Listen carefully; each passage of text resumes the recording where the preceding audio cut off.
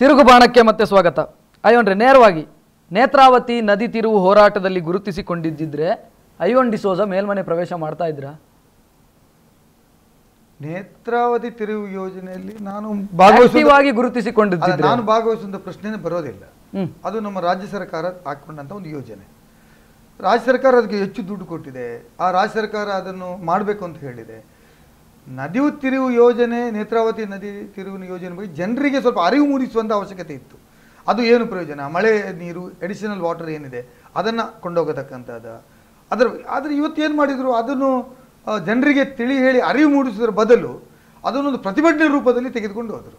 ಆ ಪ್ರತಿಭಟನೆಯಲ್ಲಿ ನೀವು ಭಾಗಿಯಾಗಿದ್ರೆ ಇವತ್ತು ಮೇಲ್ಮನೆ ಪ್ರವೇಶ ಮಾಡ್ತಾ ಇದ್ರ? ನಾನು ನನಗೆ ಕೂಡ ಪ್ರತಿಭಟನೆ ಮಾಡೋದೇನು ಹಾಬಿ ಅಲ್ಲ, ಅದು ನನ್ನ ಹವ್ಯಾಸ ಅಲ್ಲ. ಪ್ರತಿಭಟನೆ ಮಾಡೋದಕ್ಕೆ ಏನಾದರೂ ಒಂದು ತತ್ವ ಸಿದ್ಧಾಂತಗಳು ಬೇಕೇ ಬೇಕು ತಾನೆ. I always support that. ನಾನು ಯಾವುದೇ ಒಂದು ವಿಚಾರ ನನಗೆ ಸರಿಯಲ್ಲ ಅಂತ ಕಂಡ್ರೆ ನಾನು ಅದ್ರ ಬಗ್ಗೆ ಹೋರಾಟ ಮಾಡ್ಬೋದು. ಹಾಗಾಗಿ ನದಿ ತಿರುವು ಯೋಜನೆಯಲ್ಲಿ ಹೋರಾಟ ಮಾಡಿದಕ್ಕೋಸ್ಕರ ಮಾಡಿದ್ದಿದ್ರೆ ಕೂಡ ನನಗೆ ಸಿಕ್ತಿತ್ತೋ ಅದು ಬೇರೆ ವಿಚಾರ. ಆದರೆ ಅದು ನನ್ನ ಆ ಪರಿಮಿತಿ ಒಳಗೇನೆ ಬರುವುದಿಲ್ಲ. ಅಂದ್ರೆ ಮೊಯ್ಲಿ ಅವರ ಕೋಪಕ್ಕೆ ಗುರಿಯಾಗಿ ಆಗಬೇಕಿತ್ತು ಐವನ್ ಡಿಸೋಜ. ಇಲ್ಲ, ಹೌದು, ಅದು ಒಂದು ಕಡೆ ಮೊಯ್ಲಿ ಅವರನ್ನ ಸ್ವಲ್ಪ ಇಲ್ಲೇ ಒಂದು ಕಡೆ ನಮ್ಮ ಪಕ್ಷದಲ್ಲಿ ಆ ರೀತಿ ಒಂದು ಭಾವನೆಗಳು ಬಂತು. ಅಂದ್ರೆ ಚಾಣಾಕ್ಷ, ಐವನ್ ಡಿಸೋಜ ಅವರು ಚಾಣಾಕ್ಷ, ಅವರಿಗೆ ಗೊತ್ತಿದೆ. ಇಲ್ಲ ಹಾಗೆ ನಾನು ಆ ರೀತಿ ಎಣಿಸ್ಕೊಂಡು ಮಾಡಿದ್ದಿಲ್ಲ. ನನ್ನ ಪಕ್ಷದವರು ಬಹಳ ಜನ ಅದರಲ್ಲಿ ಏನು ನದಿ ತಿರುವು ಯೋಜನೆಯ ಹೋರಾಟದಲ್ಲಿ ಕೆಲವರು ಭಾಗಿಯಾಗಿದ್ದವರಿದ್ದಾರೆ. ನಮ್ಗೇನಾಗಿತ್ತು ಅಂದರೆ ತಾತ್ವಿಕವಾಗಿ BJP ಅವರು ಅದರ ಲಾಭ ಪಡೀತಾರೆ ಅಂತೇಳಿ ನನಗೆ ಗೊತ್ತಿತ್ತು. ಒಂದು ಕಡೆ BJPಯಲ್ಲೇ ಒಂದು ಕಡೆ ಅದನ್ನು ಭಾಳ ತೀವ್ರವಾಗಿ ಅದಕ್ಕೆ ಬೆಂಕಿ ಹಚ್ಚತಕ್ಕಂಥ ಕೆಲಸವನ್ನು ಮಾಡಲಿಕ್ಕೆ ಪ್ರಾರಂಭ ಮಾಡಿದರು. ಇದು ಸ್ವಲ್ಪ ಜೋರಾಗಿ ಮಾಡಿ ಅಂತ. ಅಲ್ಲಿ ಎಲ್ಲಿವರೆಗೆ ಅಂದರೆ BJPಯವರು ಮೊಯ್ಲಿಯವರ ಭಾವಚಿತ್ರಕ್ಕೆ ಮೆಟ್ಟಿನ ಹಾರವನ್ನು ಹಾಕ್ತಾರೆ, ಮೊಯ್ಲಿಯವರ ಪ್ರತಿಕೃತಿ ಮಾಡಿ ಸುಡ್ತಾರೆ.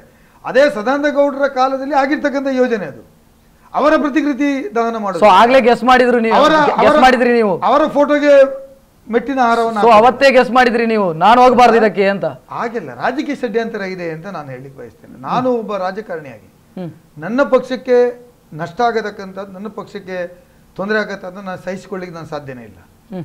ಈ ಪಾರ್ಟಿ ಅದು ಗೆಲ್ಲಿ ಸೋಲ್ಲಿ ಟಿಕೆಟ್ ಕೊಡ್ಲಿ ಕೊಡದೇ ಇರಲಿ, ಅದನ್ನು ನಾನು ಊರು ಹಾಳಾದ್ರೂ ತೊಂದರೆ ಇಲ್ಲ, ನನ್ನ ಪಾರ್ಟಿಗೆ ಸಮಸ್ಯೆ ಆಗಬಾರ್ದು. ನನಗೆ ಪಾರ್ಟಿ ಒಳಗಡೆ ವೇದಿಕೆ ಇದೆ.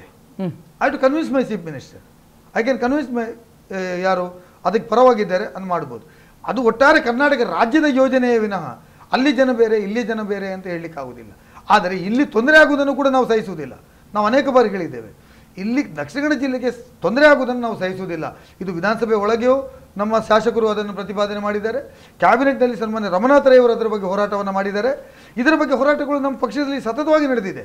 ಕ್ಯಾಬಿನೆಟ್ನಲ್ಲಿ ಈ ವಿಚಾರ ಬಂದಾಗ ನಮ್ಮ ಜಿಲ್ಲೆಯ ಶಾಸಕರಾಗಿದ್ದ ರಮನಾಥ್ ರೈ ಅವರು ಇದು ಮಾಡಿದರೆ ನಾನು ಸಹಿಸುವುದಿಲ್ಲ, ಇದು ಸರಿಯಾದ ಕ್ರಮ ಅಲ್ಲ, ನನ್ನ ವಿರೋಧ ಇದೆ, ನೀವು ನನ್ನ ವಿರೋಧವನ್ನು ಅದಕ್ಕೆ ರೆಕಾರ್ಡ್ ಮಾಡಿ, ಇದು ನನ್ನ ಜಿಲ್ಲೆಯ ಮಟ್ಟಿಗೆ ಇದು ಸೂಕ್ತವಾದ ಯೋಜನೆ, ನನ್ನ ಜನ ವಿರೋಧ ಇದ್ದಾರೆ ಅಂತೇಳೋ ಮಾತನ್ನು ಹೇಳಿದ್ದಾರೆ.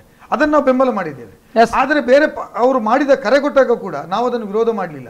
ಇಲ್ಲೇ ಒಂದು ಕಡೆ ನಾವು ಅದರಲ್ಲಿ ಭಾಗವಹಿಸುವ ಮಟ್ಟದಲ್ಲಿ ಇರಲಿಲ್ಲ. ಯಾಕೆಂದರೆ ಇದು ನಮ್ಮ ತತ್ವ ಸಿದ್ಧಾಂತಕ್ಕೆ ವಿರೋಧ ಅಂತೇಳಿ ಭಾಗವಹಿಸಲಿಲ್ಲ, ವಿನಃ ಅದನ್ನು ನಾವು ವಿರೋಧ ಮಾಡಲಿಕ್ಕೆ.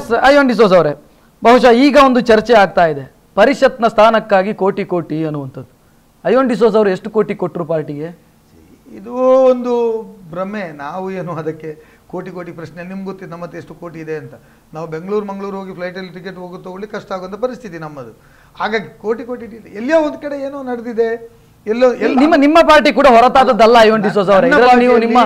ಈಗ ನನಗೆ ಗೊತ್ತಿದೆ 5 ಜನ ನಾವು ಪ್ರವೇಶ ಮಾಡಿದ್ದೇವೆ. ಇಕ್ಬಾಲ್ ಅಹಮದ್ ಸರಗರಿ ಅವರು ದುಡ್ಡು ಕೊಡೋ ಪರಿಸ್ಥಿತಿಯಲ್ಲಿ ಇಲ್ಲ, ಅವರು ₹1 ಕೊಡ್ತಕ್ಕಂಥ ಮನುಷ್ಯ ಅಲ್ಲ, 2 ಸಲ ಸೋತಂಥವರು ಇಲ್ಲ.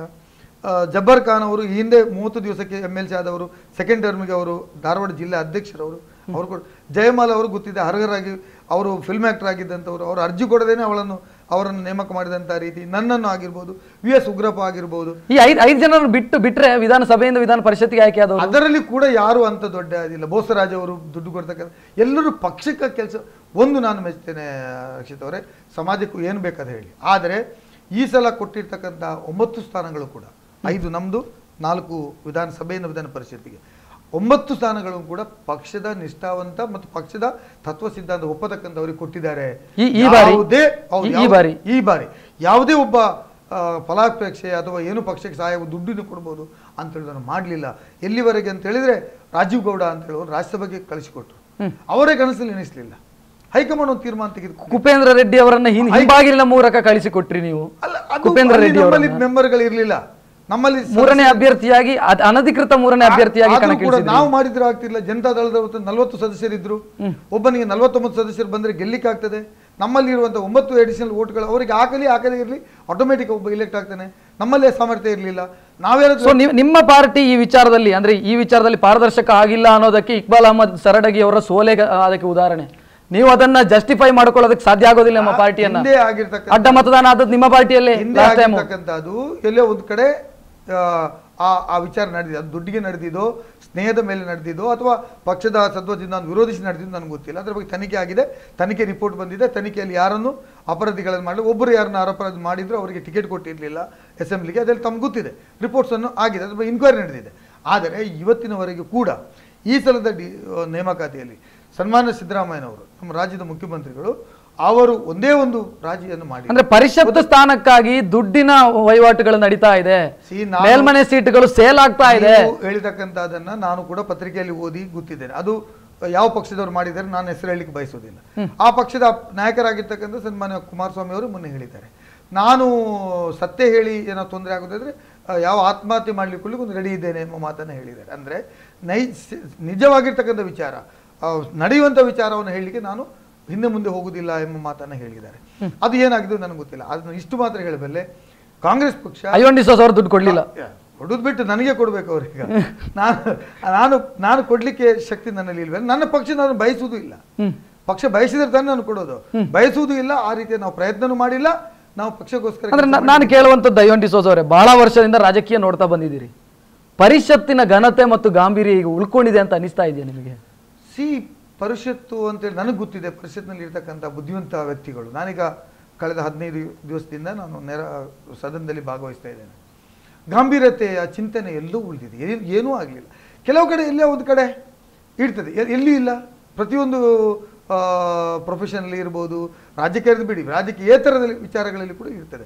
ಪ್ರತಿಯೊಂದರಲ್ಲಿ ಕೂಡ ಎಲ್ಲೇ ಒಂದು ಕಡೆ ಸ್ವಲ್ಪ ಹೆಚ್ಚು ಕಡಿಮೆ ಆಗತಕ್ಕಂಥ ಇದೆ. ಅದರ ಅರ್ಥ ಬೆರಳಿಗೆ ಗಾಯ ಆದರೆ ಕೈಕಟ್ಟು ಮಾಡುವ, ಅಂದ್ರೆ ನಾಣಯ್ಯ ಅವರಾಗಿರ್ಬೋದು, ರಾಜಶೇಖರ್ ಅವರಾಗಿರ್ಬೋದು, ನಾಣಯ್ಯ ಅವರಾಗಿರ್ಬೋದು, ರಾಜಶೇಖರ್ ಅವರಾಗಿರ್ಬೋದು, ಇಂಥ ಅನುಭವಿಗಳಿಗೆ ಈ ಬಾರಿ ಸ್ಥಾನ ಸಿಗಲಿಲ್ಲ. ನಾಣಯ್ಯನವರಿಗೆ ಸಿಗಲಿಲ್ಲ, ಅದು ಸಿಗಲಿಲ್ಲ, ಅದು ಇರ್ತದೆ. ಪ್ರತಿಯೊಬ್ಬ ಬದಲಾವಣೆಯ ಯಾರೋ ಗೋಲ್ಡ್ ಬಿಸ್ನೆಸ್ ಮಾಡುವಂತ ಉದ್ಯಮಿ ಬಂದು ಸೇರ್ಕೊಳ್ತಾ ಇದ್ದಾರೆ. ಅದು ನಿಮ್ಮ ಸಹೋದ್ಯೋಗಿಗಳು, ನಿಮ್ಮ ಜೊತೆಗೆ ಕೆಲಸ ಮಾಡ್ತಾ ಇರುವಂತವ್ರು, ಅವರಿಗೆ ಅವರವರ ಪಾರ್ಟಿಯಲ್ಲಿ ಕೊಟ್ಟಿರ್ತಕ್ಕಂಥ ಸ್ಥಾನಮಾನ, ಅದನ್ನು ನಾನು ಪ್ರಶ್ನೆ ಮಾಡ್ಲಿಕ್ಕೆ ಬರೋದಿಲ್ಲ. ನಾನು ಬಹಳ ಚಿಕ್ಕವ ಅಂತ ನಾನು ಭಾವಿಸ್ಕೊಂಡಿದ್ದೇನೆ ಅದರ ಬಗ್ಗೆ ಮಾತಾಡ್ಲಿಕ್ಕೆ. ಹಾಗಾಗಿ ಎಲ್ಲೇ ಒಂದು ಕಡೆ ಆ ಪಕ್ಷದ ತತ್ವ ಸಿದ್ಧಾಂತ, ಆ ಪಕ್ಷದ ನಾಯಕರ ಒಲವು ಅದರಾಗಿದೆ. ಈಗ MC ನಾರಾಯಣವರು ಸಭೆಯಿಂದ ಹೊರ ನಡೆಯುವಂಥ ಸಂದರ್ಭದಲ್ಲಿ ಅವರಿಗೊಂದು ಬೀಳ್ಕೊಡುಗೆ ಸಮಾರಂಭವನ್ನು ಕೌನ್ಸಿಲ್ನಲ್ಲಿ ಮಾಡಿದ್ರು. 3 ಗಂಟೆಗಳ ಕಾಲ ಅವರ ಪರವಾಗಿ ಮಾತಾಡಿ ಅಂತ. ಪ್ರತಿಯೊಬ್ಬನು ಕೂಡ ಪಕ್ಷಭೇದ ಮರೆತು ನಾಣಯ್ಯನವರು ಈ ಸಭೆಗೆ ಬರಬೇಕಾಗಿತ್ತು, ನಾಣಯ್ಯನವರು ವಿಧಾನ ಪರಿಷತ್ನಲ್ಲಿ ಇರಬೇಕಾಗಿತ್ತು ಅಂತೇಳಿ ಮಾತನ್ನು ಹೇಳಿ. ನಾಣಯ್ಯನವರು ಏನು ಹೇಳಿದ್ರು, ಇದು ನನ್ನ ರಾಜಕೀಯ ನಿವೃತ್ತಿ ಅಲ್ಲ, ನಾನು ಈ ಸದನ ಅವಧಿ ಮುಗಿದು ನಿವೃತ್ತಿಗೊಳ್ತಿದ್ದೇನೆ, ರಾಜಕೀಯ ಯಾವ ಮೂಮೆಂಟಲ್ಲಿ ಕೂಡ ನಾನು ಬರ್ಬೋದು. ಅಂದ್ರೆ ಅಯ್ಯೋನ್ ಡಿಸೋಜ ಅವರಿಗೆ ಅನಿಸ್ತಾ ಇದೆಯಾ, ಈ ಪರಿಷತ್ನಲ್ಲಿ ನಾನು ಕಲಿಯುವಂಥದ್ದು ತುಂಬಾ ಇದೆ, ನನಗೆ ಮುಂದೆ ಕಲಿಯುವಂಥದ್ದು ಇದೆ ಮತ್ತು ಕಲಿಸುವಂಥವರು ಇದ್ದಾರೆ ಅಂತ ಅನಿಸ್ತಾ ಇದೆಯಾ ಸದ್ಯದ ಈ 75 ಜನರ ಮೆಂಬರ್ಸ್ ಇದರಲ್ಲಿ? ಖಂಡಿತವಾಗಿ. ಪರಿಷತ್ತಿಗೆ ನಾನು ಹೋದಾಗ ನನ್ನ ಅನುಭವ, ನಾನು ಪರಿಷತ್ಗೆ ಕಾಲಿಟ್ಟಾಗ ನನ್ನ ಅನುಭವ ಏನು ಅಂದರೆ, ವಿಧಾನ ಪರಿಷತ್ನಲ್ಲಿ ಕೆಲಸ ಮಾಡ್ತಕ್ಕಂಥದ್ದು ಒಂದು ಬಹಳ ಗೌರವ ಮತ್ತು ಅದೊಂದು ಒಳ್ಳೆಯ ಒಂದು ವೇದಿಕೆ ಅಂತ ನಾನು ತೀರ್ಮಾನ ಮಾಡ್ಕೊಂಡಿದ್ದೇನೆ. ಅಲ್ಲಿ ಅವಕಾಶಗಳು ಜಾಸ್ತಿ ಬರ್ತವೆ, ಸದಸ್ಯರು ಇರ್ತಾರೆ, ಎಲ್ಲರೂ ಚರ್ಚೆಗಳು ನಡೀತವೆ.